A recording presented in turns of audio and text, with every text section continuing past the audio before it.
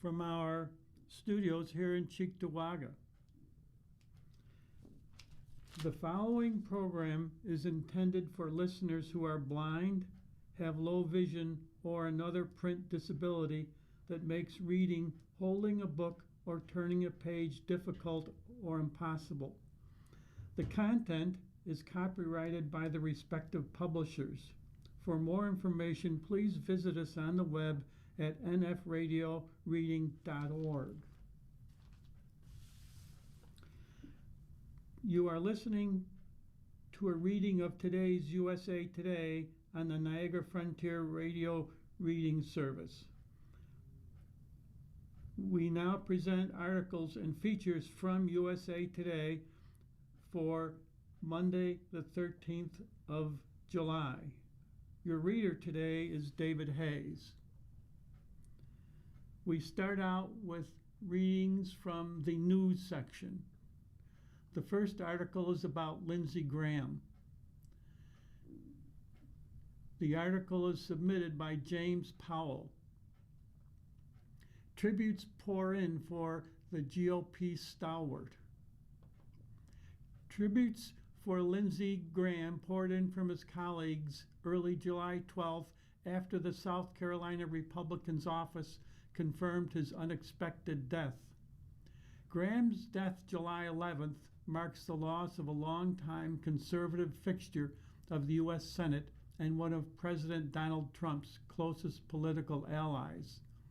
The lawmaker, who was 71, passed away from a brief and sudden illness, a statement posted to his social media account said, adding, "Senator Graham's family appreciates prayers at this time and asks for privacy during this incredibly difficult period." In his more than 3 decades in Washington, Graham played major roles in crafting key pieces of legislation affecting millions of Americans' lives, while also developing a reputation as a foreign policy hawk. The Republican died just a year after helping shepherd through the One Big Beautiful Bill Act as the powerful chairman of the Senate Budget Committee. In comments on social media, Trump called Graham one of the greatest people and senators I have ever known. He was such an advocate, Trump said in a phone interview on NBC's Meet the Press. If he wanted to get something, he had a unique ability to deal with Democrats and Republicans. Trump said Graham loved being a politician and predicted he easily would have won his re-election bid this November. He was going to have a big victory, and the people loved him. Everybody loved him. Well, no, he had some enemies. He was a tough cookie. Don't misunderstand. If he thought he was right and he had people against him, he could be very tough. Trump said he spoke with the South Carolina lawmaker shortly before emergency responders arrived at his home in Washington late July 11th. Emergency personnel said they were conducting CPR on a man suffering from cardiac arrest, according to public safety radio feeds reviewed by USA Today. Graham's cause of death has not been publicly confirmed. Graham, an Air Force veteran and former state legislator, first came to the U.S. House of Representatives after victory in the 1994 elections. He was elected to serve in the Senate in 2002, succeeding Strom Thurmond. He was a major supporter of Israel in Washington and a fierce critic of Iran. In an appearance on CBS News' Face the Nation in June, Graham said the United States would obliterate the Islamic Republic if the country contested control of the Strait of Hormuz, a key waterway that has become a main point of negotiation in the Iran war. Israeli Prime Minister Benjamin Netanyahu said in a statement that Israel had lost one of its greatest friends. Graham has also remained a vocal advocate for Ukraine, even as others in his party have distanced themselves in recent years from outwardly supporting the war-torn nation. The senator just returned from Kiev, Ukraine's capital city, where he met President Volodymyr Zelensky on July 10th to discuss Ukraine's air defense needs and a Russian sanctions bill. He had attended a NATO summit in Turkey earlier in the week. Good meeting with U.S. Senator Lindsey Graham, Zelensky wrote in a post on social media July 10th. This is already his 10th visit to our country, and we appreciate the support, Zelensky said. I'm grateful to Lindsey for recognizing our warriors. In a statement July 12th on X, Zelensky said he was deeply saddened by news of Graham's death and called the senator a defender of freedom and the values that make our world safer. Tributes for Graham poured in from colleagues and others. In a statement, Senate Majority Leader John Thune, Republican from South Dakota, called Graham a trusted advisor and colleague, saying, "Numerous presidents and heads of state have relied on his counsel. His influence on the federal judiciary, our national defense, and his beloved South Carolina will be felt for generations," Thune said. Senator Mike Lee, Republican of Utah, said he would miss his infectious laugh, quick wit, and enthusiasm for life. Senator Roger Wicker, Republican of Mississippi, chairman of the Senate Armed Services Committee, said there were no words to describe this impact on the foreign and domestic policy of the United States. He stood solidly for freedom and strength, and he fought for liberty across the globe, Wicker said in a statement. Lindsey Graham can be succeeded in office, but he cannot be replaced. South Carolina Senator Tim Scott remembered Graham as a statesman and friend on Facebook. My prayers are with his sister and the rest of his family. From his humble beginnings to the Senate floor, Lindsey always led with faith, family, and South Carolina first. Lindsey remained committed to public service and doing what he loved. He always introduced levity and brought wit to the most challenging moments. South Carolina Governor Henry McMaster called Graham the fiercest of fighters for South Carolina and America in a statement posted to X. Lindsey Graham is irreplaceable, he said. Graham's death has raised questions about Republicans' 52-47 Senate majority. Graham's seat is now vacant, and Senator Mitch McConnell of Kentucky has been hospitalized since June 14th. According to the 17th Amendment, governors can make temporary appointments and must hold special elections to fill Senate vacancies. McMaster will likely appoint a successor to fill Graham's seat and schedule a special election to replace him. The Senate is expected to return July 13th after a 2-week recess.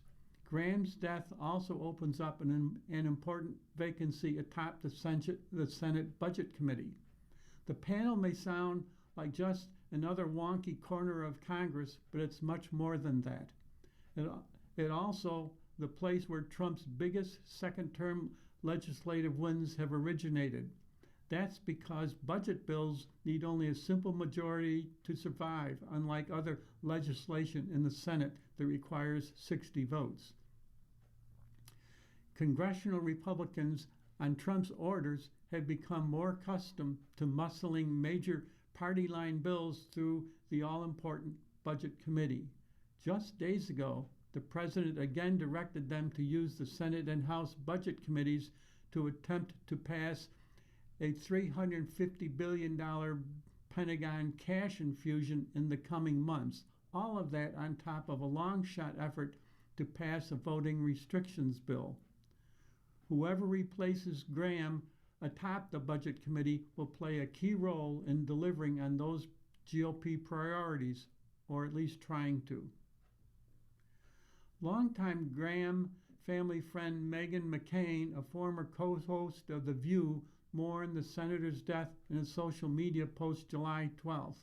McCain, host of the podcast Citizen McCain, said she first met Graham when she was 11 after he attended a political event with her father, former Senator John McCain, Republican of Arizona. Graham, her father, and the late Senator Joe Lieberman were longtime friends and dubbed themselves the Three Amigos. My dad was the soul of the group. Joe was the heart of the group, and Lindsay was the fire and humor, she wrote. She said the three remained friends throughout their lives, calling the bond rare and nearly extinct. The memories that I will hold dear of Lindsay is that was always the person you hoped you sat next to at a dinner party. Charming, very, very funny, she said. The news of his sudden passing is shocking and deeply saddening for me and my family, McCain said, noting that Graham was a constant source of support for John McCain's widow, Cindy McCain, after his death in 2018. But in the years after her father's death, McCain repeatedly criticized Graham, who had developed a close relationship with Trump, a foe of McCain's father. Like many relationships in life, mine with Lindsay was complex in later years, she said. Graham was a frequent guest on Sunday morning news programs and was scheduled to appear on Meet the Press on July 12th. In a social media post, host Kristen Welker said Graham's appearance would have been his 64th time on the nation's longest-running show. We're sending our deepest condolences to his family and colleagues, Welker said.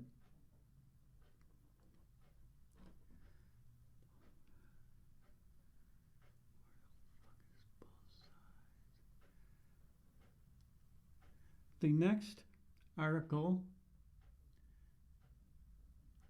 is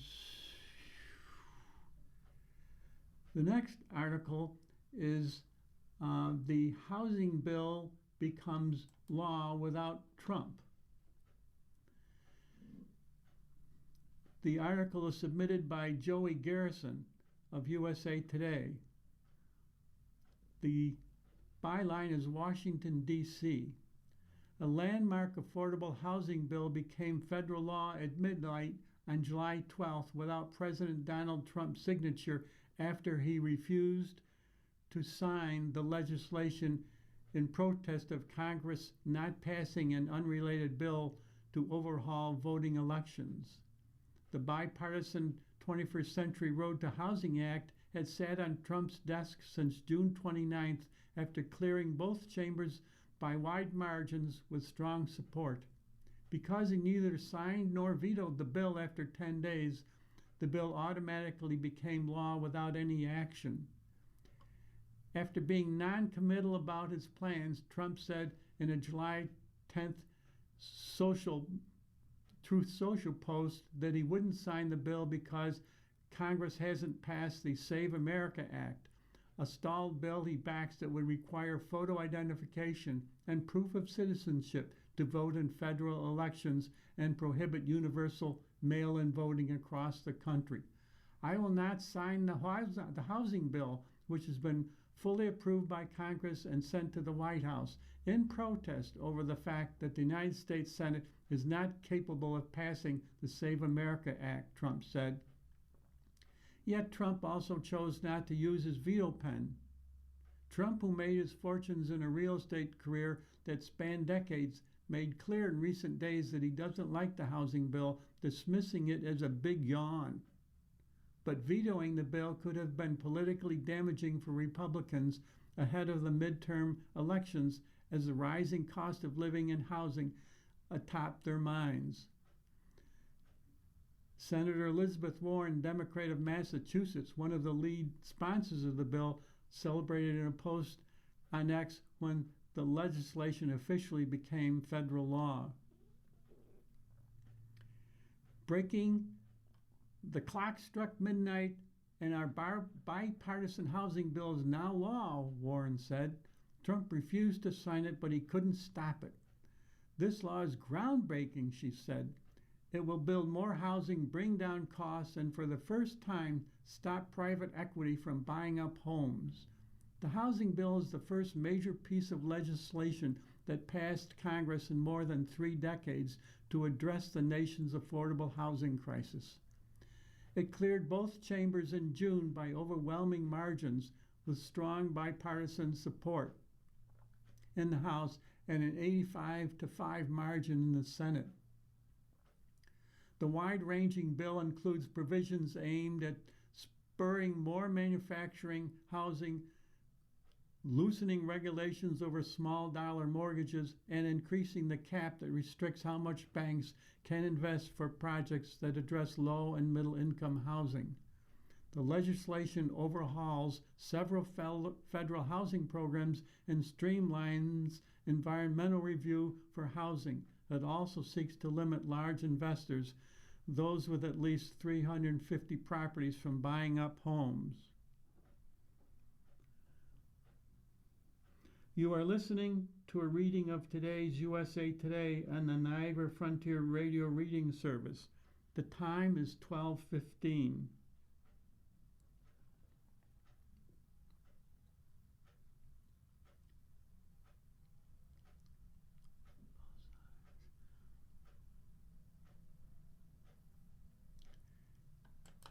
The next article is titled, "A Georgia Officer Charged in Fatal Shooting of a Handcuffed Teen." The article is submitted by Natalie Allund. Officials in Georgia have charged a police officer after he fatally shot a 19-year-old handcuffed man as law enforcement investigated the armed robbery of a U.S. Postal Service mail carrier just outside Atlanta. The Georgia Bureau of Investigation, in a news release, identified the man who died as Seth Jaden Eccles of Savannah. The shooting took place the evening of Tuesday, July 7th, near Avondale Estates, a city in the northeast suburbs of Atlanta. No officers were injured in the shooting, the GBI said. DeKalb County Police Department officer Derek Harris, 37, has been charged with 1 count of involuntary manslaughter and 2 counts of reckless conduct in connection to the man's death, the GBI announced on Wednesday. According to preliminary information from police on the afternoon of the shooting, police had been investigating an armed robbery of the USPS mail carrier. During the investigation, U.S. Postal Inspection Service agents spoke with a person of interest in the robbery, later identified as Eccles, the GBI wrote in the release. After allowing Eccles to walk away, law enforcement later discovered an active arrest warrant for Eccles. It was not immediately known what the teen was wanted for by the police at the time. When they found Eccles later that evening, the GBI reported he ran off and hid in a wooded area. About 7:45 p.m. that day, Harris located Eccles in the backyard of a home and gave him commands at gunpoint. According to the GPI, Eccles complied, but while arresting Eccles, Harris fired his gun, striking the 19-year-old. An arrest warrant reviewed by USA Today shows the shooting occurred as Harris, holding a firearm in one hand, attempted to handcuff Eccles behind his back with the other. The warrant goes on to read that while Eccles was face down on his stomach with his hands behind his back, Harris had an accidental discharge resulting in Eccles' death. Eccles was taken to a hospital where he was pronounced dead. An autopsy by the DeKalb County Medical Examiner's Office will determine the Eccles' official cause and manner of death, the GBI said.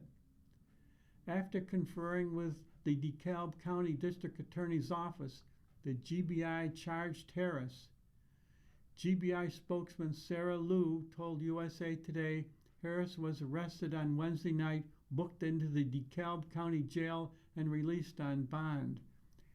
Harris could not be reached by USA Today immediately, and on Thursday it was not yet known whether he had retained an attorney who could comment on his behalf. The case remained under investigation on Thursday, Liu said.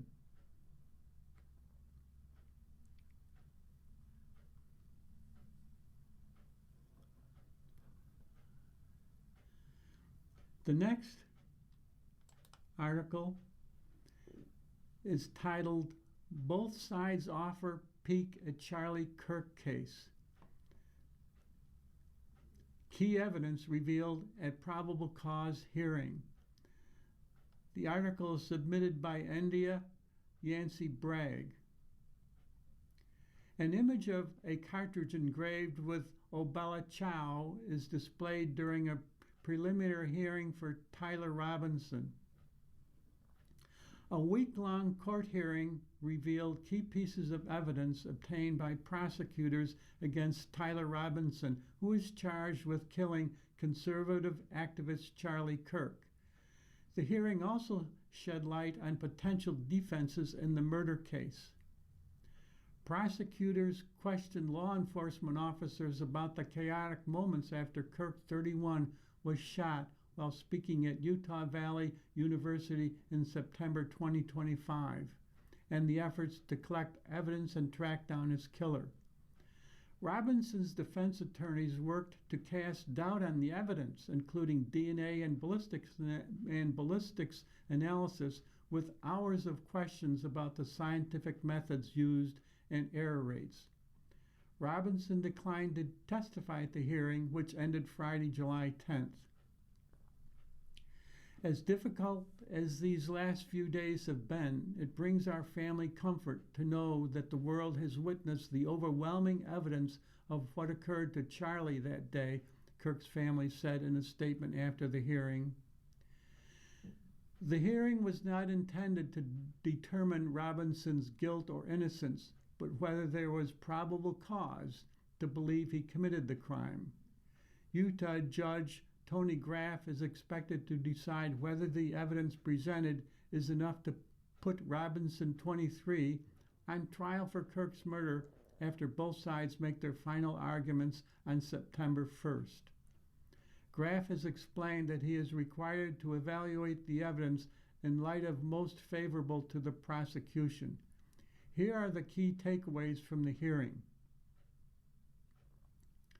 Prosecutors played new security footage from Utah Valley University in court, which one of the investigators in the case testified shows Robinson's movements on campus. Robinson visited the campus at least 4 times, September 10th and 11th, said David Hull, a former investigator with the Utah State Bureau of Investigation. On the day of the shooting, Robinson arrived around 8:30 a.m., interacted with members of Turning Point USA, and then left, Hull said.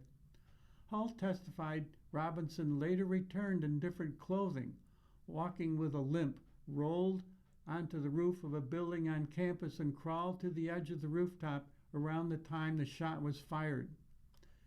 Minutes later, footage also captured Robinson jumping off the roof with something in his hand and fleeing on foot, Hull said.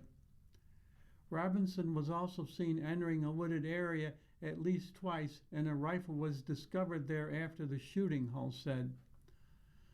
Hull also testified that hours after the shooting, Robinson was stopped by a police officer on campus who took down his license plate number, citing cop intuition. Prosecutors also played graphic footage of the shooting, prompting members of Kirk's family to briefly leave the courtroom. One of Robinson's attorneys, Catherine Nestor, said she believes the video footage will play a major role in the trial and objected to it being played. She said allowing the public to see it now would compromise Robinson's right to a fair trial. Despite objections from the defense, prosecutors on July 9th showed footage of an interview with Robinson's former roommate and romantic partner, Lance Twiggs.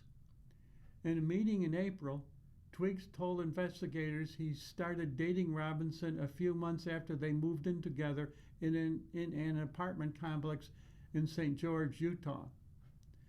Twiggs said he had heard Robinson talk about politics, including President Donald Trump, but not about Kirk or issues related to gender identity or sexuality. He said Robinson left early on September 10th, indicating he had a long drive to work. Around 11 p.m. that night, Twiggs testified, Robinson sent an automated message to him directing him to look under Robinson's keyboard. Twiggs found a note which he read and photographed.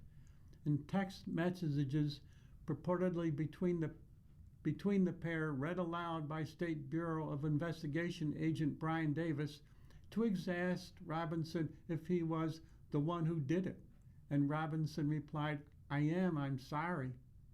When asked why, Robinson later said, "I had enough of his hatred. Some hate can't be negotiated out," Davis read in the courtroom. Robinson also said in the messages that he had been planning the attack for more than a week, as the pair discussed his failed attempts to retrieve his rifle, testimony showed. Twiggs told investigators that when he saw Robinson on September 11th, he appeared to be trying to keep himself busy or distracted with tasks around the house. Twiggs said he asked Robinson if what he had said the night before was true, and Robinson confirmed it was, started crying a little bit, and said he wishes he hadn't done it. Chris Bagley, a former Utah Valley University police officer who was working the event that day, testified that he heard a shot fired at 12:23 p.m. As Kirk fell, Bagley said, people in the audience started screaming and running in what he described as a chaos situation. Bagley said he was running toward the tent where Kirk was speaking when he heard on the radio that a shooter was in custody. While canvassing the scene, he told another officer he believed the shot had come from a rifle and noticed a building on campus had a direct line of sight to Kirk's tent. Bagley said he climbed up to the top about 20 minutes after hearing the shot. There he found a red and black screwdriver and saw an impression in the gravel that he said looked like a sniper pad. Another investigator, Ted, testified that the distance from the apparent sniper's perch to the tent where Kirk was speaking was about 410 feet, with a 68-foot vertical drop. Realizing there could be a shooter on the run, Bagley reviewed surveillance footage and searched for more evidence, later finding a shoe print near the northeast side of the building. Nestor questioned whether Bagley and other law enforcement witnesses about campus security measures ahead of the event and what steps were taken or not taken during the subsequent investigation. She asked the witness about another gun found on campus, an unfired bullet found on another rooftop, and other people who were investigated. Bagley told Nestor that only 6 officers were tasked with working the event, which drew several thousand spectators, and that he had not attended any planning meeting on event security. Bagley acknowledged he could not identify the suspected shooter based on the surveillance video or clearly see a weapon in the video. But Bagley said he could see a long black object covered by what appeared to be a towel or blanket. Jennifer Falmona, a sergeant with the Utah Department of Public Safety, testified about the screwdriver found on the rooftop of the building where prosecutors say the shot was fired, and a rifle found wrapped in a towel in a wooded area northeast of campus. Falmona read messages etched on ammunition found in the gun, including, "Oh Bella Ciao, hey fascist, catch, and if you read this, you are gay, LMAO." Falmona testified an FBI report found that the DNA on the towel and screwdriver likely came from Robinson and Twiggs. Falmona also testified that what was likely Robinson's DNA was found on the rifle itself. Robinson's defense attorneys questioned Amanda Baker, an author of the FBI report, and Caitlin Oliver, a forensic biologist at the Bureau of Alcohol, Tobacco, and Firearms and Explosives, thought the accuracy of those results and the best practices for DNA analysis, despite objections from the prosecution that the questioning went beyond the scope of preliminary hearing. Both experts acknowledged that the tests are not infallible, can't determine exactly when DNA was left on an item, and can't confirm the source of DNA with absolute certainty. You never said it was an absolute identification of Mr. Robinson, did you? Defense attorney Michael Byrd asked. Correct? No, I did not, Baker replied. But also questioned firearms and tool mark examiner Samantha Carner about an ATF analysis of ballistic evidence, including bullet fragments recovered during Kirk's autopsy. The analysis found the fragments could not be identified or excluded as having been fired from the rifle found on campus, according to a portion of the report read aloud in court. The fragments were not suitable for microscopic comparison, so the result was inconclusive. Carnes said close-up shots of one of the fragments juxtaposed with a test shot fired from the rifle revealed a lack of quality and quantity of marks even to do a comparison. It's almost like missing data points. Robinson's attorney had said they might use testimony from an ATF firearm analysis as exculpatory evidence during the hearing, though Graff later called their characterization of the inconclusive ATF report technically accurate but highly prone to misinterpretation. Comments in the wake of the defense filings led to one prosecutor being held in contempt. The hearing was not intended to determine Robinson's guilt or innocence, but whether there was probable cause to believe he committed the crime.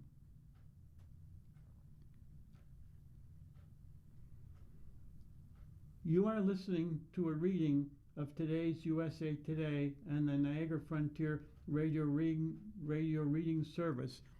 The time is 12:32.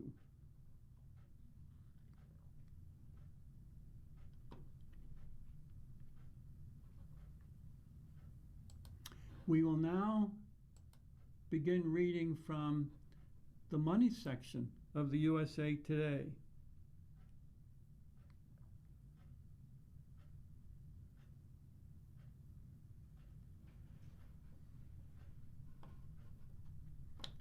One second here, we have a little glitch in the software.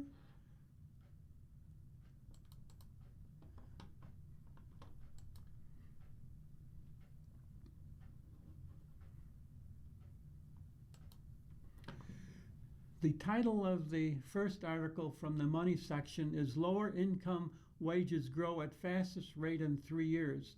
The article is submitted by Medora Lee. It always feels like the little guys can never get ahead, but new data from Bank of America Institute shows that things may be turning in their favor. In June, lower income after-tax wage growth rose to 4.1% from June 2025, the fastest pace since July 2023, according to Bank of America transaction data. The lower income wage growth outpaced middle income wage growth of 3.4% over the same period and nearly matched higher income growth of 4.2%. Higher income wage growth actually slipped, meaning their previous lead over lower income households has largely disappeared, Bank of America said in its report. For much of the past few years, higher income households were pulling further ahead. Now that gap is narrowing, said David Tinsley, senior economist for Bank of America Institute and one of the authors of the report. Faster pay growth for lower income workers suggests consumer spending power is becoming more broadly shared across households again. A couple of reasons may be helping turn the landscape for low-income earners, Bank of America economists said. Increased job switching that often leads to larger pay gains when changing employers could be helping narrow the wage gap, they said. Job switching was happening at a faster rate in the 3 months leading up to June this year than last year, data show.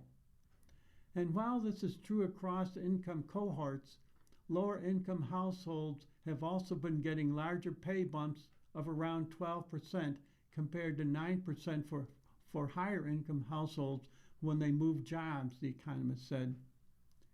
President Donald Trump's signature tax and spending bill signed last year also could be providing a boost. Some lower and middle income households have decided to reduce their tax withholdings this year to reflect changes from the law popularly known as the One Big Beautiful Bill Act, thereby boosting their take-home pay growth, they wrote in the report. It's hard to say for certain if low-wage earners will raise and stay at the top of their earnings growth chart. However, if the underlying jobs market stays firm and low and middle income earners are indeed benefiting from lower tax withholding in each paycheck, Bank of America economists said they can see an improving outlook for them. Advantages from the One Big Beautiful Bill Act and their take-home pay growth could last for a year, they said. Meanwhile, wage growth from the ability to switch jobs in a solid jobs market may last as long as the improvement in the labor market continues, they wrote. But they cautioned low-income wage growth would be vulnerable to a pullback if labor demand slows. For now, lower-income households can enjoy the wage bump and lend support to the overall economy, Tinsley said. Lower-income households are seeing the strongest after-tax pay gains in nearly 3 years. That's significant because these consumers tend to spend a larger share of each additional dollar they earn, potentially providing support for consumer spending in the months ahead, he said.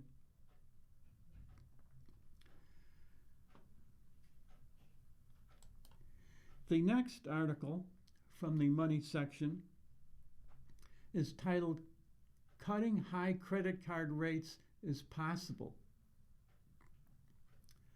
More than 80% who ask have had some success. This article is submitted by Daniel Devise. You fume about the 20% interest rate on that credit card even as you fault yourself for running up the balance. But have you ever considered asking for a lower rate? Credit card interest rates hover near historic highs. The average card rate is 19.6% as of July 8th, Bankrate reports.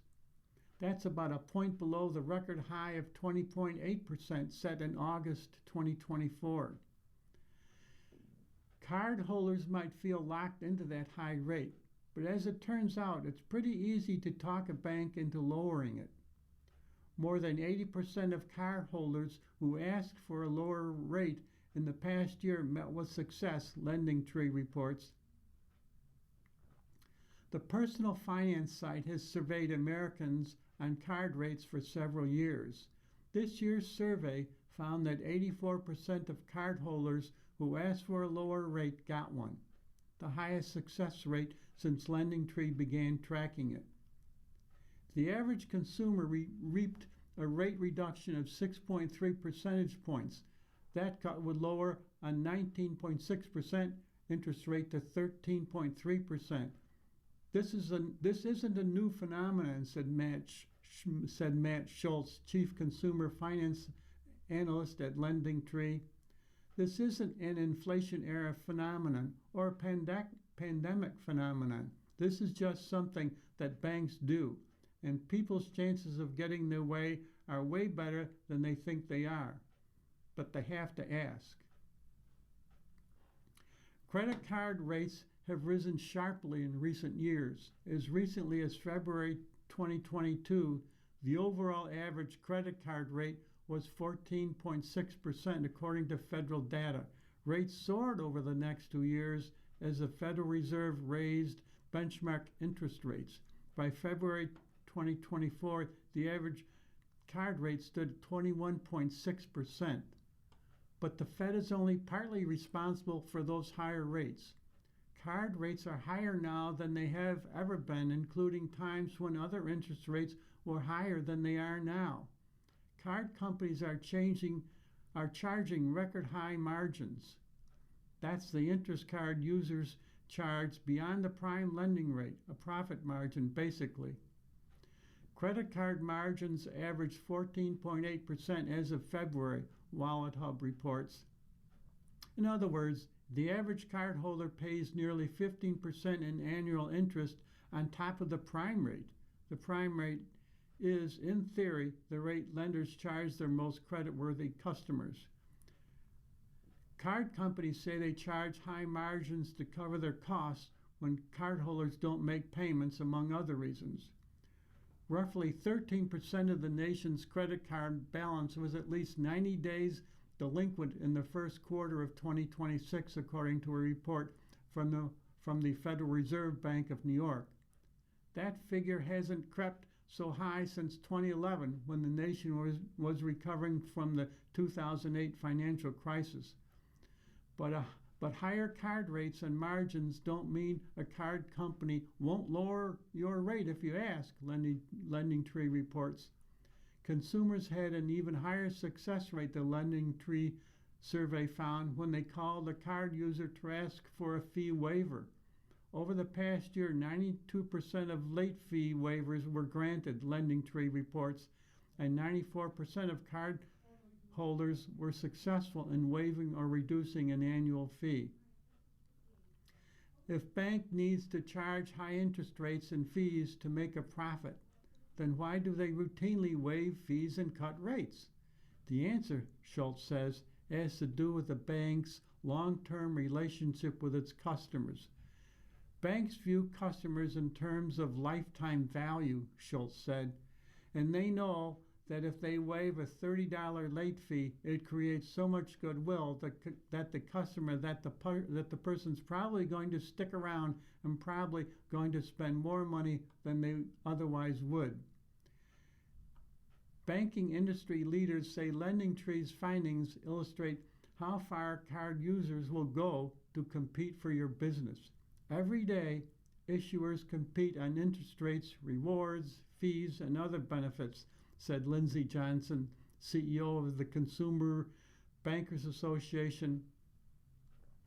Credit card pricing reflects a wide range of individual and market factors, and this data shows banks are continuing to work directly with customers to provide flexibility based on their unique circumstances. Schultz said he is surprised more customers don't ask for a break from their credit card company. In the 2026 survey, only 23% of cardholders said they asked the card issuer for a lower interest rate, and only 50% of late payers asked for the late fee to be waived. A lot of people just don't think that works, Schultz said, and it does. The data shows crystal clear that it does. A LendingTree survey reached 2,000 U.S. consumers in May. Schultz himself has missed the occasional credit card payment by a day or two. That's all it takes to get hit with a late fee. Last year, Schultz signed in to his Chase app and discovered 2 late fees. Upon seeing this, I immediately picked up the phone to ask Chase to waive the fees, Schultz wrote in a Substack post. I've done this successfully with other card issuers in the past and had no reason to expect I wouldn't get my way this time too. Not only did it work, Schultz didn't even have to speak to a human being. As soon as the auto attendant had verified his identity, it asked him if he was calling about a late fee.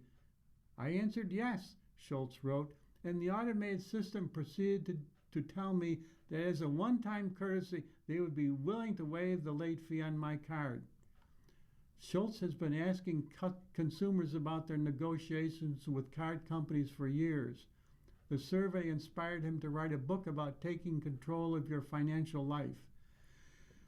Negotiating a lower interest rate can be a great tool for getting out of credit card debt, Schultz said. Here are a few more tips to help you dig out. 0 APR credit cards. One of the best ways to pay off a high-interest credit card is with another credit card, one that charges no interest at all. A zero APR card allows a consumer to make purchases and pay no interest for a promotional period of 12, 18, or even 24 months. When the promotion ends, interest kicks in, but only on the debt that remains on the card. Zero APR cards work especially well, credit experts say, for consumers with good credit scores and a relatively small amount of card debt. Cardholders with weaker credit or higher balance could consider a nonprofit credit card counseling service. Credit counselors can help you consolidate your debt and negotiate lower interest rates to help you repay. A cardholder might be able to negotiate a 6-point reduction in the card's interest rate, credit experts say, but a credit counselor can knock it down 10 to 15 points or more.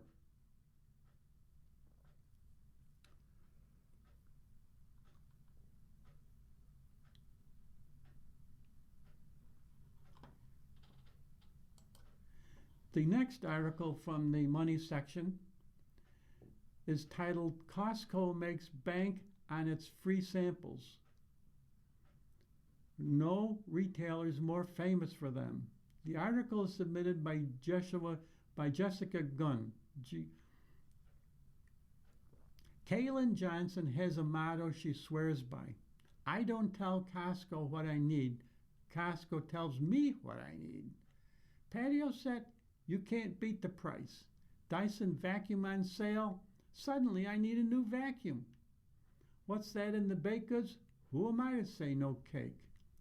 Another surefire way Costco routinely works its mojo on this 34-year-old advertising executive from Long Island, New York. She loves the free samples, everything from cinnamon raisin cookies to baked cauliflower. Wait, cauliflower? Stay with me here. I walked right past it twice, but I kept watching these people, and they're like, oh my gosh, this is amazing. So finally, I'm like, all right, there's something to this, said Johnson, who has 2 refrigerators to her house to house her Costco hauls. I walked out with 2 of them. In fact, she takes home 8 out of 10 samples she tries. Wow, Johnson said, that's the first time I've ever admitted that out loud. People love free food, and so does Costco. It makes a fortune from it. Costco won't say how much or anything else on the subject, but no retailer is more famous for its sample smorgasbord. The savory bites and sweet mini treats have spawned legions of viral sketches and hot takes. Internet personalities take laps around the aisles to return for seconds and thirds, often in disguise. They forage for clicks by consuming nothing but Costco sample calories for a day or 3, hitting every single sample station, and by picking vendors' trays clean of soup dumplings and strawberry cheesecake before anyone else can try them. Then there are people's odd reactions to an ordinary slice of salami or cup of chocolate milk. Whenever I'm presented with a sample of food that I've already had before and I know I like it, I pretend like I've never had it. I don't know why, stand-up comedian Josh Sneed recently joked. I'm just like, what is this, cheese? Am I saying that right? Cheese? Oh, that's good. Sneed, 49, doesn't just get his material from Costco, he gets everything there. He used to drive an hour to a Costco on the other side of Cincinnati until a warehouse opened 10 minutes from his house. One of the top selling points of Costco, feasting the samples, of course.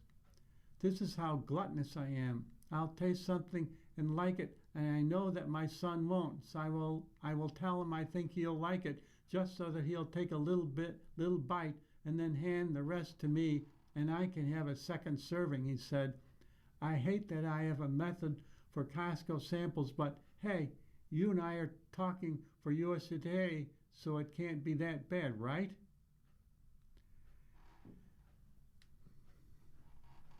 You are listening to a reading of today's USA Today on the Niagara Frontier Radio Reading Service. The time is 12:49. Continuing with Costco now, studies show these tasty handouts thrill shoppers and keep them coming back for more. Free samples are such a staple of the cardholder experience that shoppers grieved when Costco temporarily suspended them during the COVID-19 pandemic. There is a real commercial impetus behind the samples, but they are also part of the appeal of Costco and have a halo effect of showing Costco looks after its customers. Neil Saunders, Managing Director of Global Data Retail, told USA Today. Of course, free samples are not really gratis. They send a subliminal message, buy me, and often people do. Saunders says the membership perk is a clever tactic to coax shoppers to try new things and top off their already loaded carts with even more Costco loot. The proposition is simple. One nibble in exchange for the purchase of a full-size product. Shoppers who sample something in store are way more likely to buy the product, he said. It's basically a marketing activity that boosts revenue. And this marketing activity doesn't just goose sales. Free samples drive loyalty that can be measured in the charging of annual fees from Costco's 145 million card-carrying members. The cherry on the top for shoppers, profit from those membership dues pads. The bottom line helps Costco sell everything from pretzel bagels to Wagyu beef at lower prices. Samples are the highlight of family date night at Costco for Caitlin Melly, 28, and her husband, who, with their 19-month-old son in tow, snacked their way through the aisles. Both personal trainers, the New Jersey couple makes a habit of reading the ingredients before buying anything, and as a rule, doesn't take home the samples. They're all terrible for you, but it's like, they're out. We might as well try them. Just one bite isn't going to hurt us, Melly says. The last Costco shopping trip was the exception. Melly couldn't help but snap up a container of organic mango salsa after tasting it on SETI chips. It was so good, she said. Is it already gone? Almost, she said. We went on Monday and today's Wednesday. The surprise assortment of free samples has become a vital and visceral part of the Costco experience, said Alner Tal, a behavioral economist and visiting professor at the University of Maryland. The initial taste of new food can create a lasting impression, a taste memory that whets the appetite for that food and other foods like it, Tal said. Free samples also take the guesswork out of a purchase.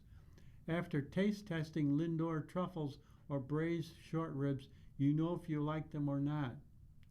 So Costco, through the company Club Demonstration Services that manages the in-store samples, takes great care to engineer an expertly flavorful bite, said Dan Ariely, a professor of psychology and behavioral economics at Duke. That single morsel primes people to view the sample as a unique and special treat. While the flavor may not be more intense than any other bite of food, it feels that way because the intensity of our intention to it at that moment, he said. And unlike other bite-sized treats, this one doesn't cost us anything, making it that much harder to resist.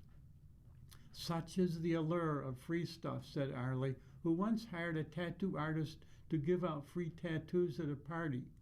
He was amazed by how many people who had never contemplated a tattoo got one on the spot.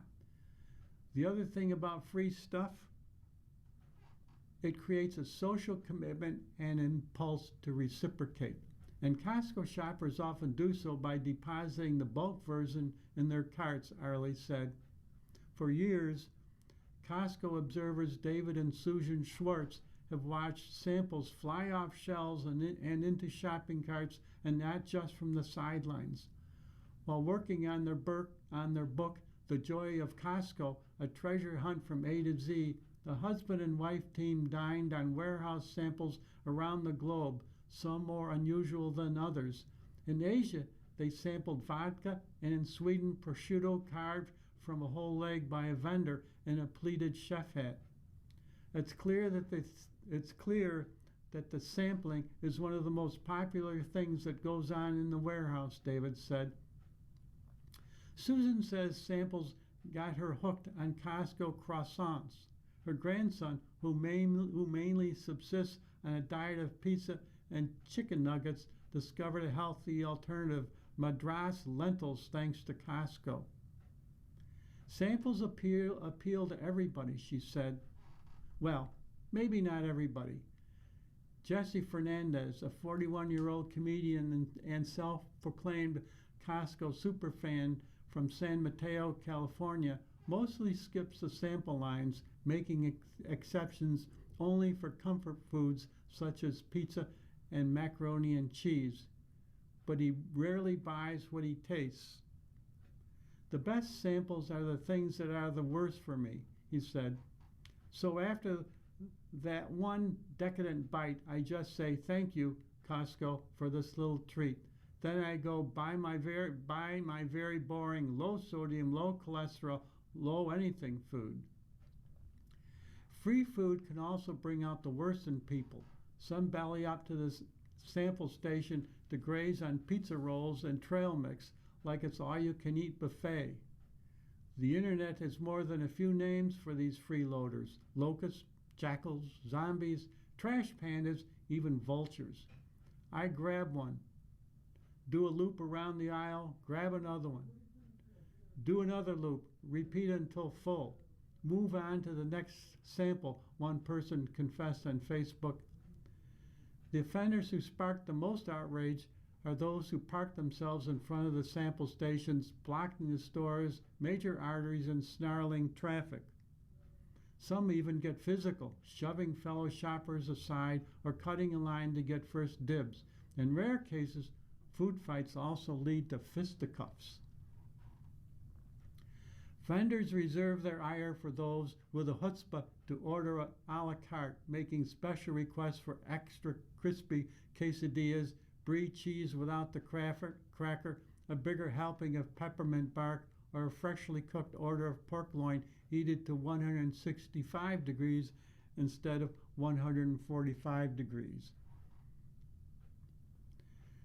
Members, one anonymous worker chided shoppers on Reddit, "We are not your maids." The feeding frenzy can get so bad that some members lose their appetite altogether. "Never. I hate them," one person responded. "I know that's a semi-unpopular opinion, but the absolute feral behavior of other members around the sample just puts me off." You're listening to a reading of articles from USA Today for 13 July on the Niagara Frontier Radio Reading Service. We'll return for more readings after the short break. Your readers today are David Hayes. Hello, listeners. Give 716 is happening now. It's an online fundraiser sponsored by the Buffalo Bills and Buffalo Sabres Foundations with dozens of prizes and matching grants available to make your donation to Niagara Frontier Radio Reading Service go farther. You'll find a complete list on our Facebook page, but here's what I suggest. Mark your calendar for Thursday, July 16th from 8 p.m. to 11:59 p.m. If you make any size donation to radio reading on Thursday, July 16th from 8 p.m. to 11:59 p.m., we'll automatically enter you in a drawing for a pair of Buffalo Bison's tickets, redeemable for a Tuesday through Thursday home game before August 31st. If you donate $50 or more, you'll also receive your choice of a Buffalo Bills, Sabres, or Bandits pendant and a chance to win an even grander golden ticket one-of-a-kind experience from the Bills and Sabres, like tickets, private tours, and autographed team merchandise. You can go to give716.org anytime before July 17th to make a donation to Radio Reading. Make a donation on Thursday, July 16th from 8 p.m. to 11:59 p.m. to win the extra prizes. That's give716.org. Search for your Niagara Frontier Radio Reading Service and make a very important donation supporting our future.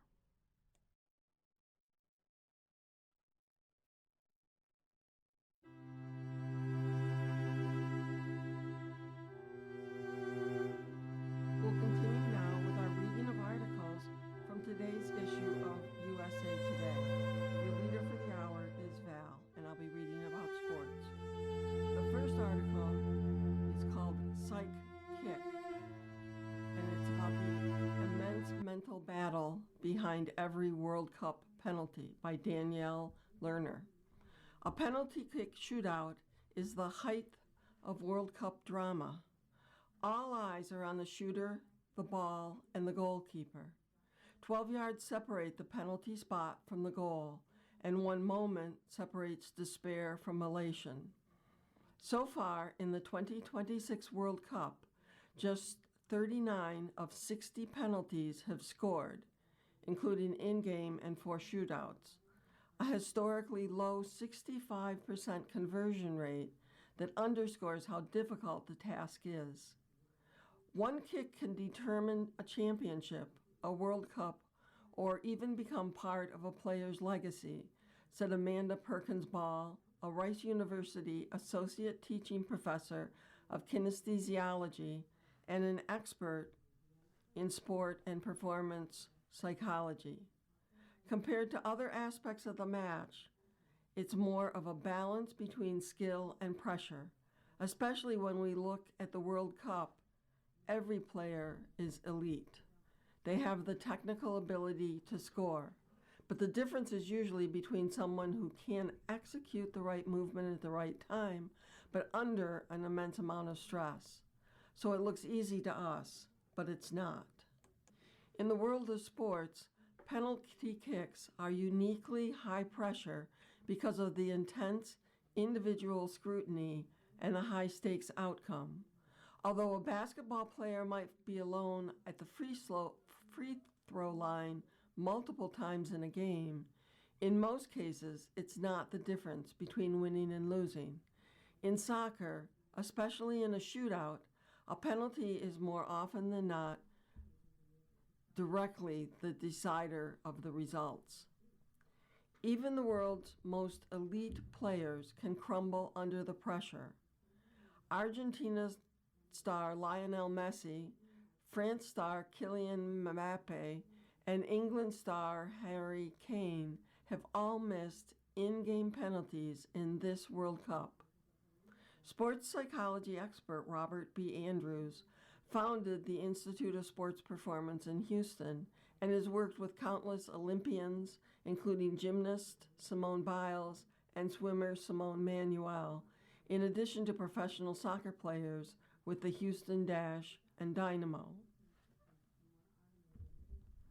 I would have to say that shots on goal like that in hockey and soccer, especially in a World Cup or an Olympic moment like that, might be some of the most pressure-packed moments that you could imagine in sports because the whole world is watching, Andrews said.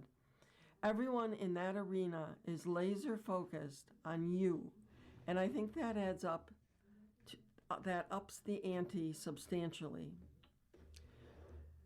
Rituals play a crucial role in penalty taking. Some soccer players employ a stutter step in their run-up.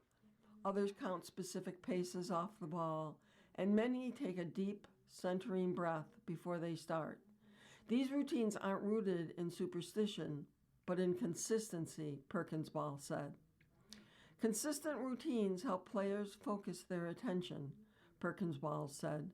It helps them regulate emotions, and it creates a sense of familiarity in a very unfamiliar environment. Things are chaotic. It's a lot of things we can't control, so the routine really becomes like an anchor. It helps ground us. Ideally, a player's preparation should begin months before it's his or her turn to take a penalty, Andrews says. Even if a player is picked to kick at the last minute, consistent practice and having an established routine lets them immediately lock in and will help them calm their mind and body before they step up to the spot. Most teams that reach the knockout round of a World Cup predetermine before the game starts which players will kick if a penalty shootout becomes necessary. However, Germany appeared to select its penalty takers just minutes before a round of 32 shootout against Paraguay. 3 German players missed, and Germany lost the shootout 4-3. Taking a penalty comes down to confidence more than anything, Andrews said. Building confidence requires preparation, focus, and gaining experience. You have to already be prepared at the highest level, and that means not just physically, but mentally and emotionally, Andrews said. I always say performance equals talent plus belief. It's really about developing a mindset that lets you into the present moment, not worrying about what if I miss and disappoint my fan and my team. Even with thousands of practice penalties on the training pitch, there's no replicating the experience of a World Cup penalty. When 18-year-old Australian defender Lucas Harrington missed a penalty during his team's round of 16 shootout loss to Egypt, many questioned why the Socceroos trusted that responsibility to a teenager playing his second ever World Cup game. He missed, and it was predictable, Andrews said. You could tell by his body language he wasn't mentally and emotionally prepared for that moment. Physically he was, but the belief wasn't there. If a player misses a penalty, it can be a massive blow to their confidence and negatively affect their ability to execute in the future. Andrews teaches athletes a technique called eidetic imagery, which involves repeatedly re-scripting a moment in your mind to effectively trick the subconscious into believing that you achieved a successful outcome. That can help process the fear, shame, or embarrassment associated with an upsetting event. If you ask anybody that's missed a kick like that, they have an image of it in their mind, Andrews said. These are called holographic imprints in the brain. The brain takes snapshot images of the worst experience, and then it loads them up with emotion and sensation and sound and light. It's no different than a car wreck or an ACL injury or missing a kick at the World Cup.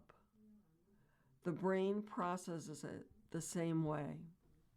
Mistakes and failure are part of sports. Birkenball said that many athletes have perfectionist personality traits, which, while helpful for work ethic, can also lead to stress and anxiety. I think it goes back to acknowledging what you can't control and what you can, and really acknowledging the nature of the game, she said. When things don't go my way, that doesn't mean I'm any less of a performer. It just means that I have to figure out better ways to adapt to failure or overcome a mistake, and do that as quickly as possible. And that's what makes the difference between really memorable elite performances and, well, the less memorable ones. Under the heading of MLB Draft Takeaways, Gabe Lax wrote an article called Royals Go Deep Off the Charts for OF at number 6. One team jumped the board big time. Two brothers were reunited with the Brew Crew, and it wasn't the greatest day to be a pitcher. When Major League Baseball's draft began in reliably predictable fashion, UCLA shortstop Roch Chowosky was chosen first overall by the Chicago White Sox, despite some smoke and a few mirrors in recent days.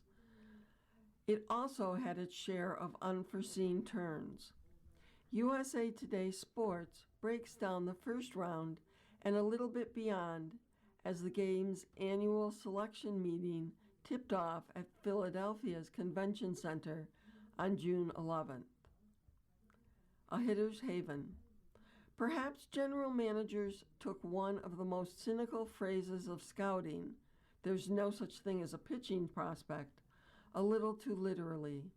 This draft made history when 15 of the first 16 players selected were hitters.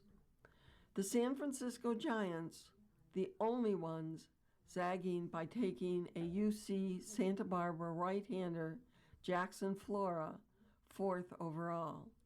After that, a pitcher didn't get selected until the Texas Rangers took Gio Rojas, the lefty from Florida baseball factory Marjorie Stoneman Douglas High School, with the 16th pick. What gives? Well, many of the anticipated top college arms had concerns.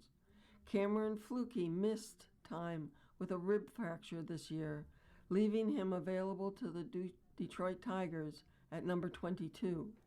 Logan Redman and Cole Carlin each suffered velocity dips late in the year, leaving them available to Colorado Rockies and Toronto Blue Jays, respectively, at picks 38 and 39. And a bevy of SEC pitchers, from Florida's Liam Peterson, selected 19th by the Guardians, to Arkansas's Hunter Dietz, selected 35th by the Yankees, and Carson Wiggins, 27th, selected by the Mets, had command or health concerns that suppressed their value. Lukewarm take, many of these arms will be viewed, with the benefit of hindsight, as fantastic values. A royal surprise. Draft values can become chalk over time, but they never calcify until Commissioner Bob Manfred gets up to the podium and utters all the names. Case in point, the number 6 overall pick.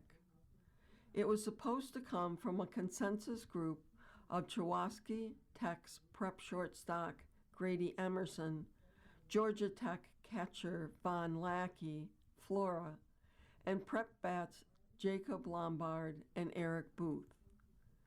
And then the Pittsburgh Pirates jumped in and grabbed Derek Curiel, the elite bat from LSU who can play all 3 positions, with the number 5 overall pick. Unexpected, but understandable.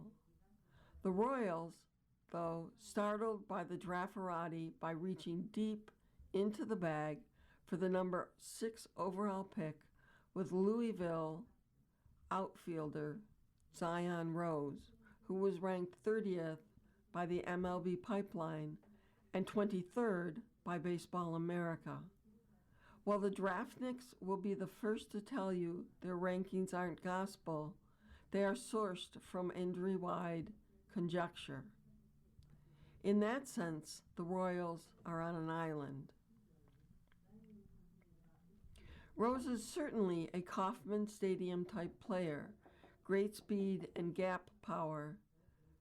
That's a profile that also fits Booth, the Mississippi prep outfielder many expected Kansas City to draft.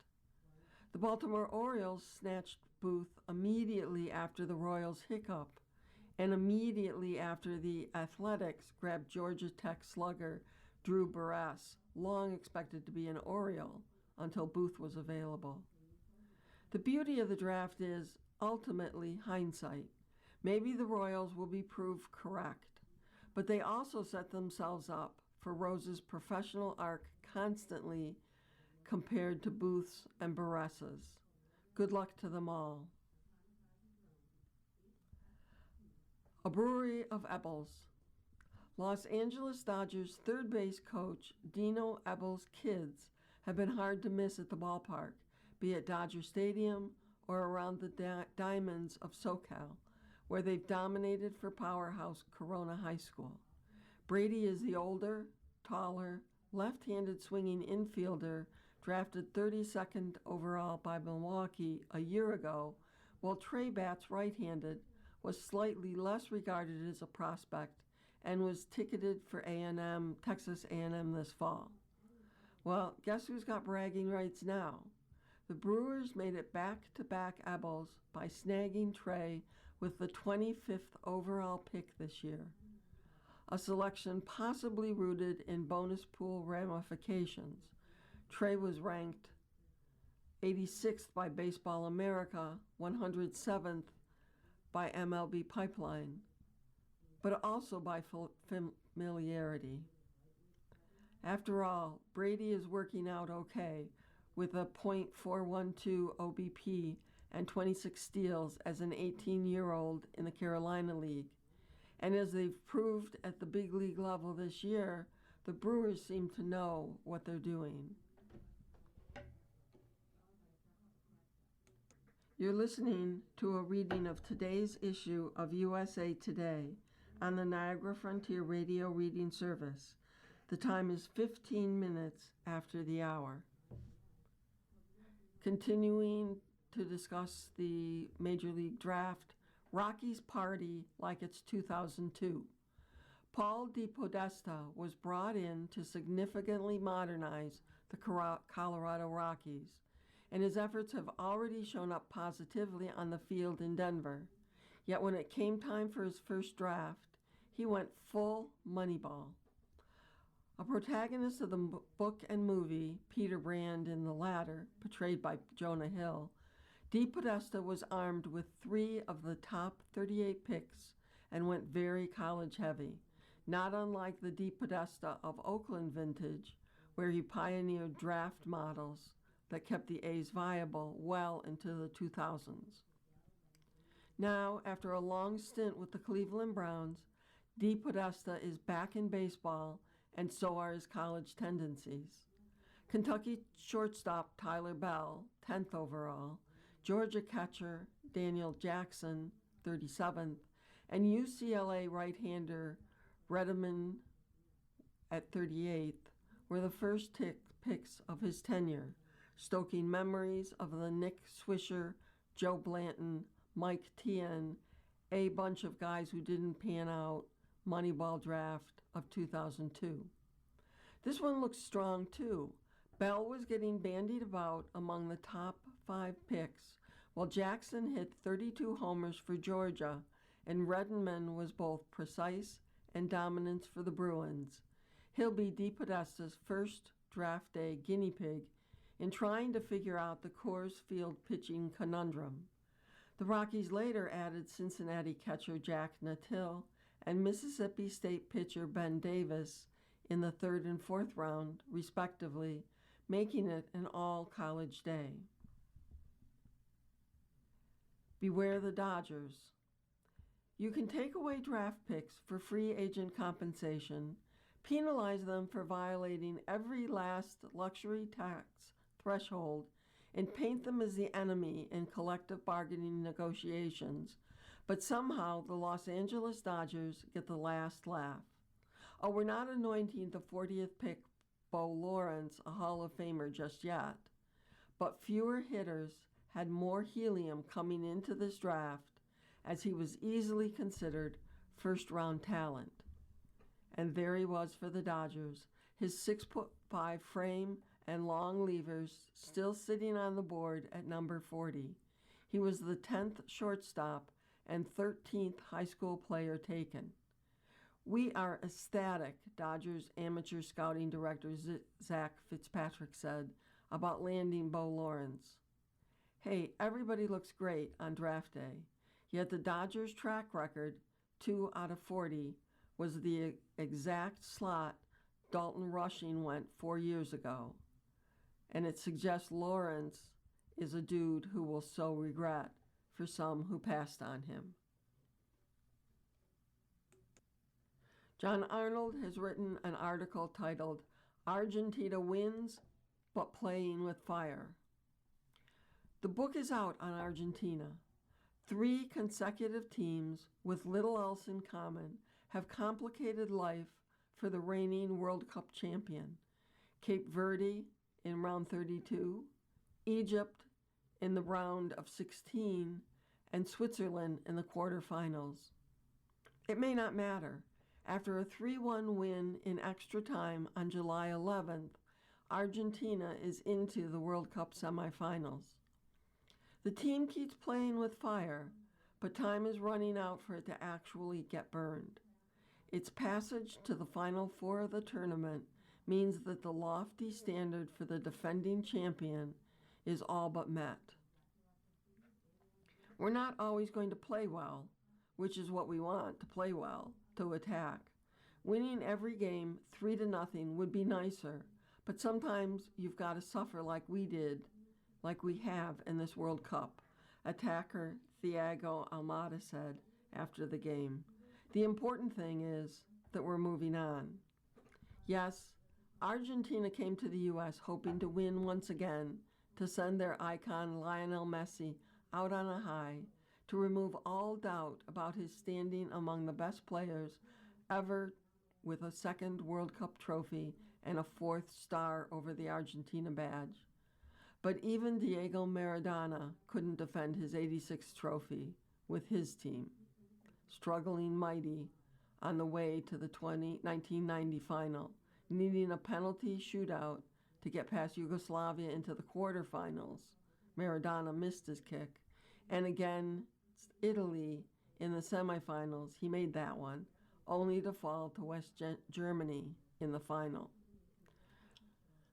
The pressure is off Argentina in a way it has never been in the Messi era. This group plays with the privilege and honor of having won the last World Cup. We had the best player of all time. I think that makes us different, forward Jose Manuel Flaco Lopez said after the win. This is a team that refuses to panic, that won't modify its style. Argentina manager Lionel Scaloni didn't even change his starting lineup after the scare from Egypt. There always is the piece that Messi may come to the rescue. Though he didn't stand out on Saturday night, and Argentina needed a Julian Alvarez curler to finally find a second and avoid a nervous penalty shootout. There is the knowledge that the team has done it before. Why wouldn't the Albiceleste do it again? Still, it is clear that if Argentina is able to stay champion, it will be a flawed one. That's, of course, if Argentina can defend its championship. We're seeing in this World Cup, the games are like this, Alvarez said. We've had some, other teams have too. A lot of extra time, lots of games that end that, but we always fight to the end. We give our all, and we're scoring the goals at the end. As long as we do that, it's all positive. There is an uptick in quality from Switzerland to England, and of course Thomas Tuchel's team looks far more likely to punish the Albiceleste's deficiencies in the semifinal on July 13th at 3 p.m. Eastern Time on Fox. But in each round, Argentina finds a way to survive. It looked like Saturday would be the team's first walk in the park since the group stage. Despite an encouraging start for the Swiss, Alexis McAllister's header in the 10th minute swung everything in Argentina's favor. Yet the Swiss response to the opener was positive. Argentina found its defense tested. Switzerland attacked right back Nahuel Molina, consistently the weak link in the Argentina defense. And after an aggressive opening to the second half that had him as the player with the most touches in the box, Dan Ndoye finally got the best of Molina and then beat the previously resolute Argentina goalkeeper, Emiliano Dibu Martinez, who ended the night with 4 saves. Yet just when it seemed like the match's momentum may have been shifting, Breel Embolo tried to draw a foul, made a meal of it, and got a chunk of Leandro Paredes in the process, earning a second yellow card, and thus a red card, after a video review, and meaning Switzerland would have to find a second goal down a man. Argentina immediately took control of the game, but it was hardly a flurry of activity. It took 17 minutes from Embolo's red card for the first shot attempt that Argentina would make. The South Americans' lack of urgency is a feature rather than a bug. Up a man, they patiently moved the ball as Switzerland sat back and tried to extend things to a penalty shootout, or find a set-piece goal like it nearly had in the 107th minute, when Granit Xhaka whipped a free kick from the wings between the goalkeeper and the line, but no Swiss teammate could put in the touch that would have truly tested Argentina's patience.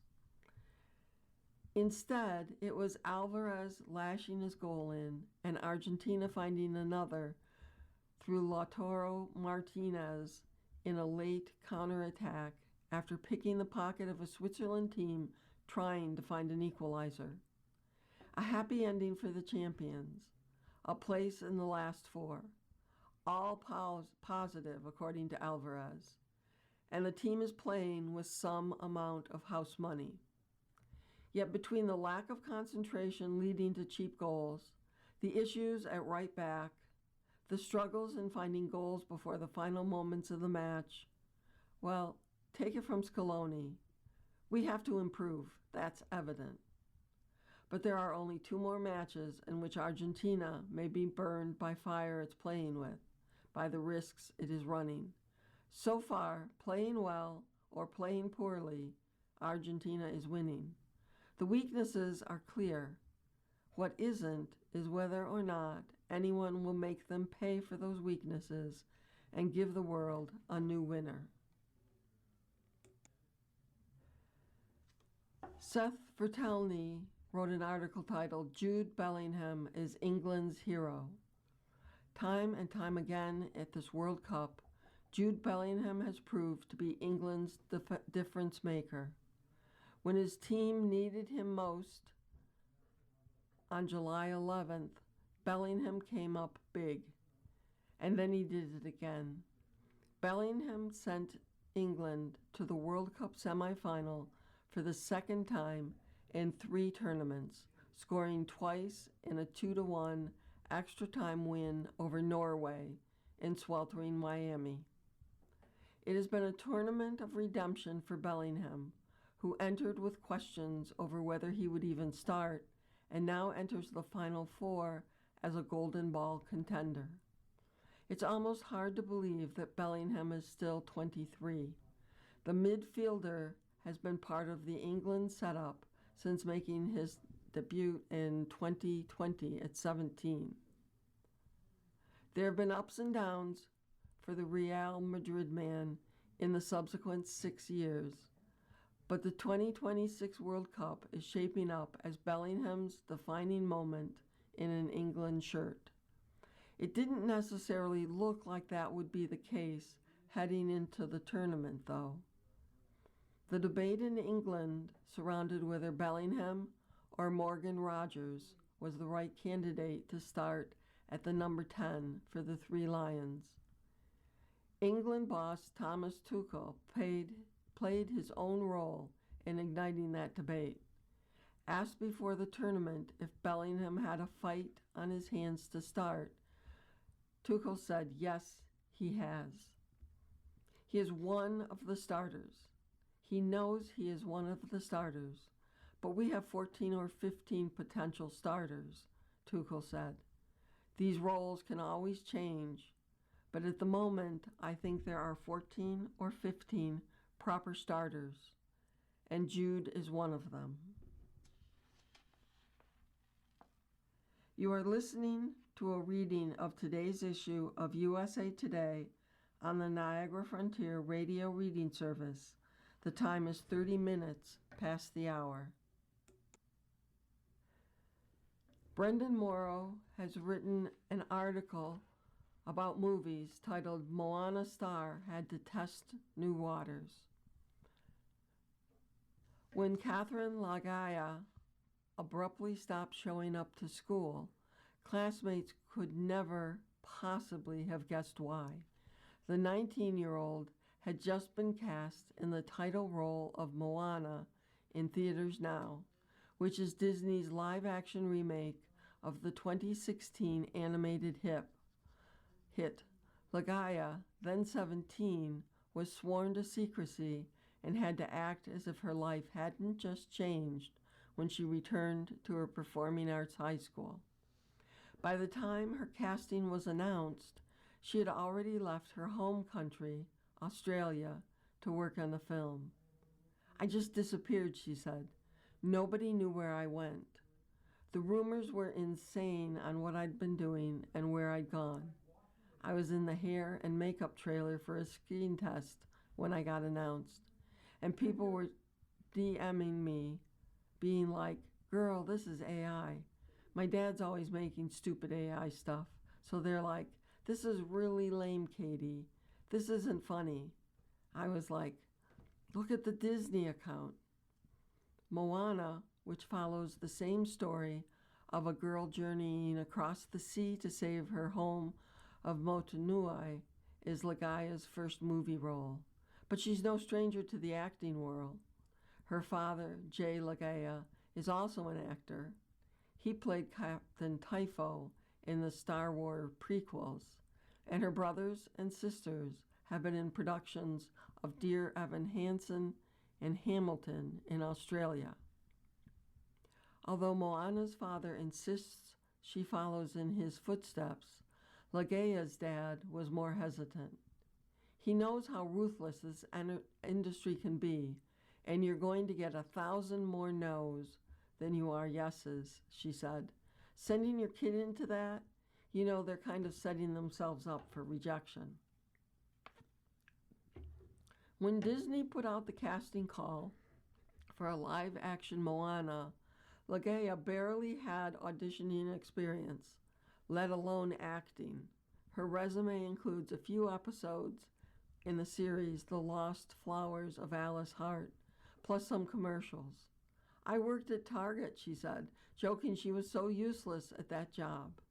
She thought it was such a ridiculous idea that she could get the role. She didn't want to bother trying out. To me, it felt like putting in for the lottery.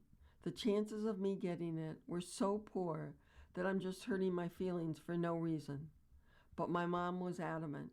She's like, "You never know unless you try." So then I had to buck up and do it. Lagaya went through so many auditions, she's hazy on the last figure. "I change the number depending upon who I'm trying to impress," she jokes. A low point came when everything went radio silent during the 2023 labor strikes, and she feared the film was dead. I was like, this is never going to happen. They're never going to greenlight this again. Among the 32,000 actresses who had sent in audition tapes were Lagaya's sisters, but there were no hard feelings when she got the role.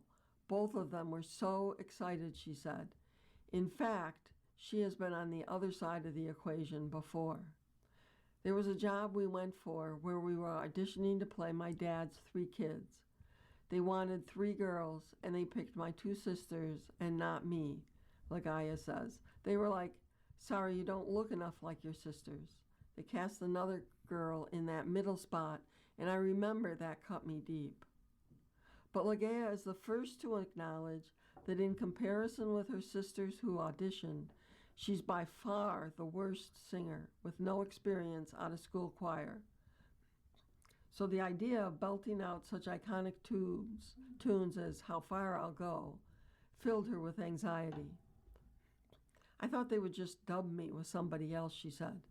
Initially horrified by having to listen to herself sing, she says, she burst into tears the first time one of her songs was played.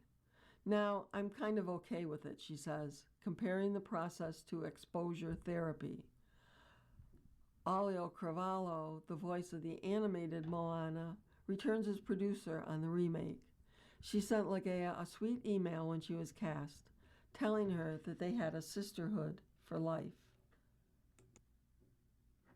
She's one of the main advocates to get more Pacific Islander faces and more people of color onto screens, and the fact that she was willing to go, you know what? This is an opportunity for somebody else to have that incredible experience and exposure, and she was willing to take that step back and step into that producing role. I think that speaks to who she is, Lagaya says. As someone who grew up in a lively household with 7 siblings, being away from home in the United States, often accompanied by just a single chaperone, could be jarring and isolating. It was little things, like I don't understand how the shopping mart works, she says. I don't know where to put my trolley. We drive on the other side of the road. It was having no sense of where I was and what I was doing, very similar to Moana being out on that boat. But if Moana is a journey of self-discovery for its heroine, it served the same function for Ligeia. There were so many things where I was like, this is a hard boundary. I can't push past this, she said. But with time and practice and a lot of positive reinforcement and support, I was like, you know what? I'll just push it a little bit. I'll push a little bit further. Okay, I'm going to push a little harder, until I was just kind of running through walls. By the end, her father, once nervous about her becoming an actor, could breathe a sigh of relief. He feels a lot more confident, she says.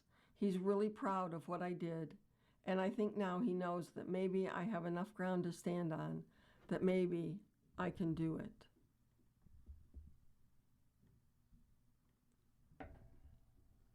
Cardi B, rap's fashionista, is turning heads at the Paris Haute Couture Fashion Week with her theatrical looks. Cardi B sat in the front row of Robert One's Fall-Winter 2026 Couture runway show on July 8th in a bold red ensemble, straight out of the designer's Child's Play collection.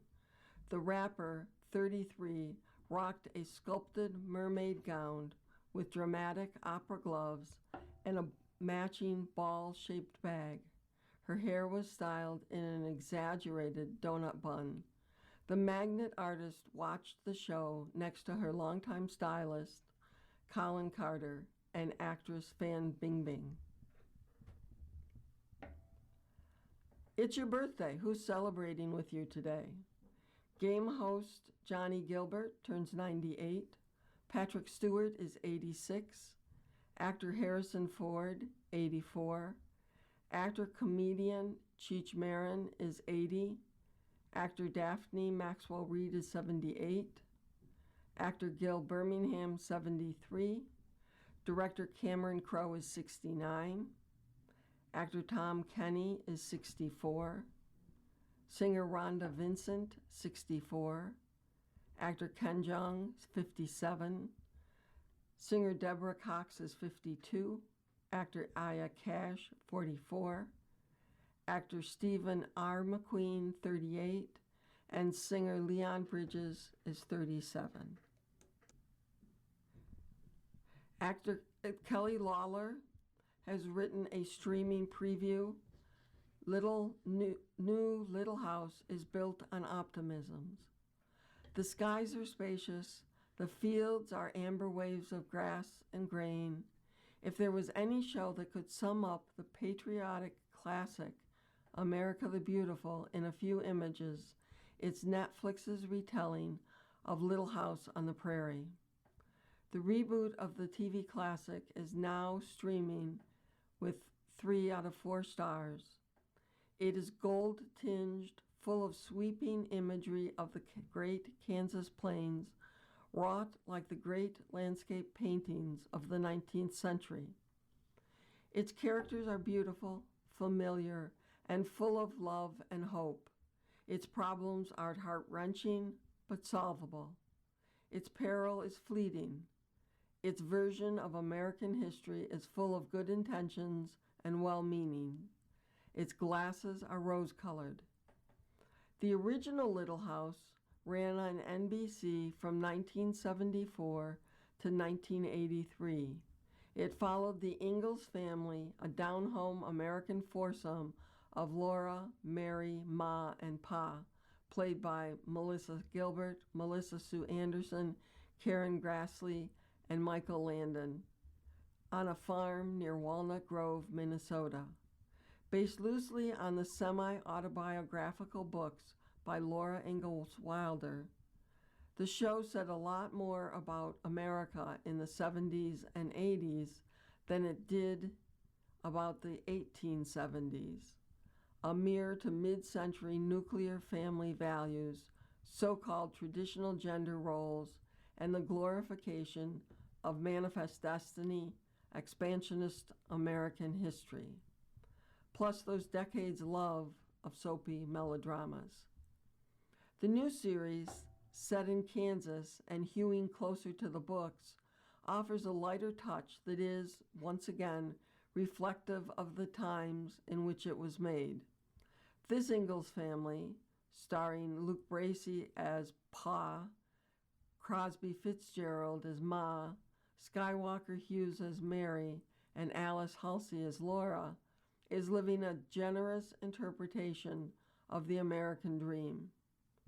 The main thrust of the first season is the Ingalls journey and settlement in Independence, where land claims are shaky because the Osage tribe still uses and claims the same land, but the neighbors are friendly and the work is hard.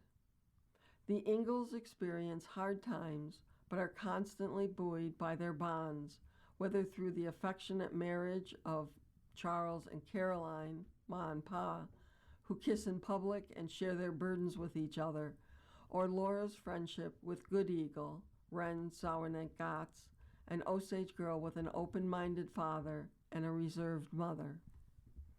There is soapy drama, like you remember from the original.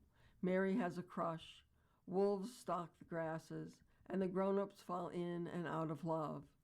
The drama always comes back around to the people on the prairie with fiddles, harmonicas, and joy. It might be sickly sweet, or it might be a warm hug on a bad day. The series is easy watching, if overlong. The cast is charming and beautiful. The costumes are deluxe, probably too deluxe for the time, and the setting is a vision to behold. From the opening episode's first frames, Little House delivers on its pastoral promise to viewers. The series doesn't quite glorify the often violent history of American pioneers moving into land occupied by indigenous people, but it doesn't necessarily critique it either. The values of its characters don't really gel with our stereotypic vision of the 1800s. Marriage and parenthood are egalitarian experiences fortified not by strict gender roles and patriarchy, but by love. In fact, all the problems of the Ingalls and their little town of Independence, Kansas, can be solved, it seems, by working together with love and good intentions. Whether this charms you or makes you roll your eyes depends entirely on how much chicken soup you want for your particular soul. Prairie is not necessarily historically accurate, but it is wholesome and comforting. It is a far cry from the violent visions of pioneer life in many recent TV series, such as Netflix's American Primeval, FX Hulu's Under the Banner of Heaven, or Paramount Plus's 1883, which go all in on a bloody and traumatic version of this period of history, with particular emphasis on violence done to Native Americans by white settlers. The real story of the American West is probably somewhere in the middle of all of these pop culture tales, and no TV show is directly responsible for telling the American myth with 100% verisimilitude. TV is primarily entertainment, after all. But in 2026 versus 1974, viewers are far more likely to take a story about our past with a grain of salt. You are listening to a reading of today's issue of USA Today on the Niagara Frontier Radio Reading Service. The time is 45 minutes past the hour. Brian Alexander has written The Pit star Moafi nearly missed her Emmy moment. Sepideh Moafi, who took season 2 of The Pit by storm as new attending physician Baron al-Hashimi, is still getting used to the Emmy nomination process. Moafi, 40, tuned in Wednesday, July 8th, to watch the live Emmy nominations announcement, nervously waiting to hear whether her name would be called. The actress had no idea that she had already been officially announced off camera as one of 4 The Pitt actresses nominated for Outstanding Supporting Actress in a Drama Series. She was nominated along with Catherine Lanasa, Taylor Dearden, and Fiona Dourif. "I am such a rookie here," Moafi tells USA Today with a laugh. "I had no idea why my phone was blowing up like it was because I thought nothing had happened yet. I kept declining the calls because I'm watching the broadcast." Finally, Moafi answered a call from her management team. It was like, "Congratulations," she recalls. "I didn't know what these people were talking about." It's a fitting, ironic moment for Moafi, considering Al Hashimi spent much of the season 2 trying to improve efficiency and streamline operations at fictional Pittsburgh Trauma Medical Hospital. But Moafi quickly was brought up to date on her thrilling first ever Emmy nomination and the epic haul for The Pit, a TV leading 25 nominations, including Best Drama, nearly double the 13 nominations the hit HBO show received last year. "I was in disbelief, and then it felt discombobulated. It was a bit anticlimactic at first," Moafi said. "But it's incredible. I can't quite capture the magnitude of this moment in words, but this nomination is beautiful." Moafi had just returned from a trip overseas and was not working on The Pit Season 3 set when the Emmy nominations were announced. The exciting results were announced by creator R. Scott Gemmell to a mighty cheer from crew and scrubs-clad cast. The video celebration went viral. "I'm having a major FOMO right now," Moafi said, who joined The Pit when the 2025 nominations were announced. "It looked a lot like last year, where everyone screams and shouts and celebrates." Al Hashimi's position in the hospital appeared to be in jeopardy at the end of season 2 after she disclosed damaging medical information to Dr. Michael Robbie Rabinovich, played by Noah Wiley, at the end of the July 4th weekend shift. The season's final scene shows Al Hashimi breaking down emotionally in the hospital parking lot, her future unclear. But Moafi says fans haven't seen the last of her character. Al Hashimi will return for season 3, which takes place 4 months later, in November. 4 months have passed. There have been changes at the hospital, I can say that, said Moafi. The tone and the temperature with Dr. Robbie and Dr. Al Hashimi has been altered. That's all I really even know. I'll be finding out in real time as well when the story unfolds. The actress, who is Iranian American, will attend her first Emmys in September and will forever savor the nomination. "I keep hearing from people that this is the first time an Iranian woman or one from the Middle East has been nominated for this category. I don't take this lightly," Moafi says. "I'm grateful to all the powerhouse actors from my region of the world before me, and I'm moved and honored to show the women and girls that follow that there is a place for them." With the September 14 Emmy Awards 2 months away, Moafi knows the drama will continue, but it's good drama. "I have a sneaking suspicion it's going to be a wild ride, so I'm buckled up and ready for it all," Moafi says.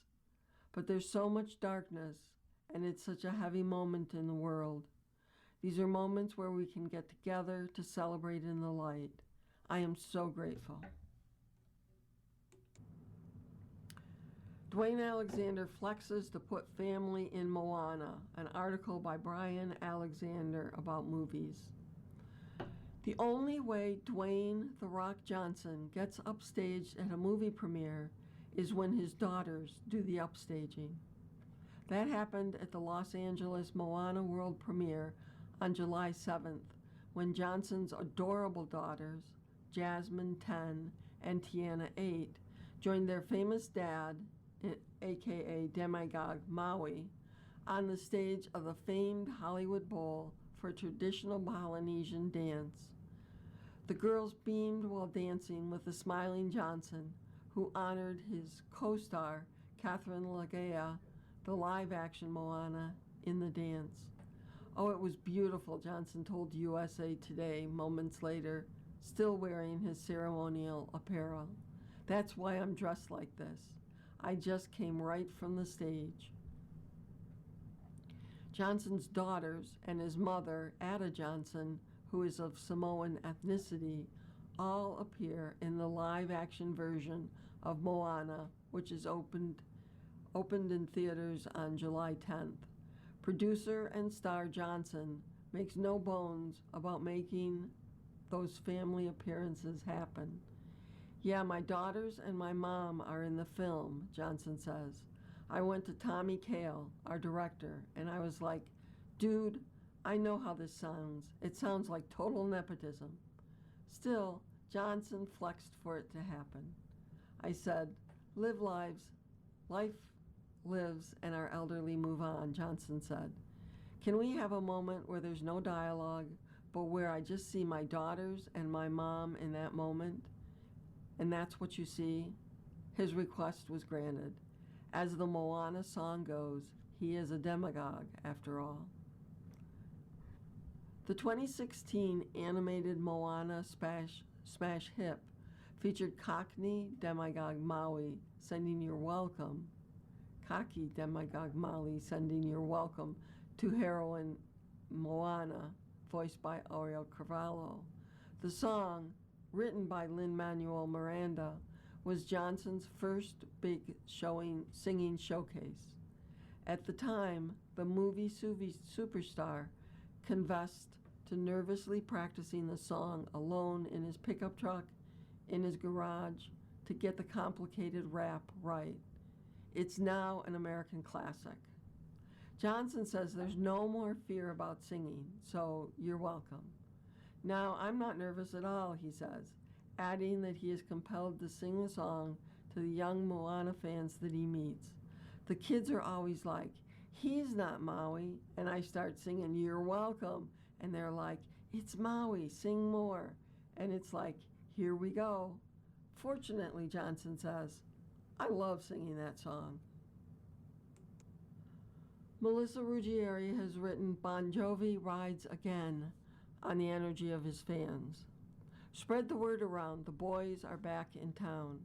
After 4 years of waiting, 4 years of vocal cord surgeries for frontman John Bon Jovi, 4 years of not knowing if intense vocal rehab would one day mean a return to live performances, Bon Jovi and his bandmates slowly walked from the back of the stage into the spotlight and smiled.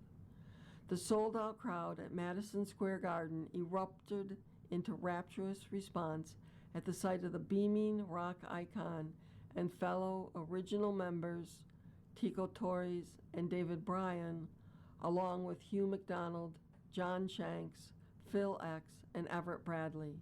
The band, in return, wore expressions of joy that wouldn't decrease for the 2+ hours as they romped through a 21-song set list packed with everlasting rock anthems, fulfilling album tracks from a 40-year catalog, and a couple of songs from their most recent release, 2024's Forever. But of course, the question of the night was, did Bon Jovi reclaim his voice? The answer is an emphatic yes. Well, it took a couple of songs, starting with the Joe Cocker arrangement of the Beatles classic, with a little help from my friends, that opened the show with that on-the-nose message. Bon Jovi's vocals hit familiar terrain by the easy swinging Lost Highway. But even as he eased his voice into the band's first public live appearance since 2022 at the July 7th show in New York, Bon Jovi, the rock star, was back immediately. Fans thrilled at the recognizable poses, clutching the mic with two hands, doing his patented leg-extending bounce move, throwing fists in the air, and pursing his lips in a pout of concentration while playing guitar.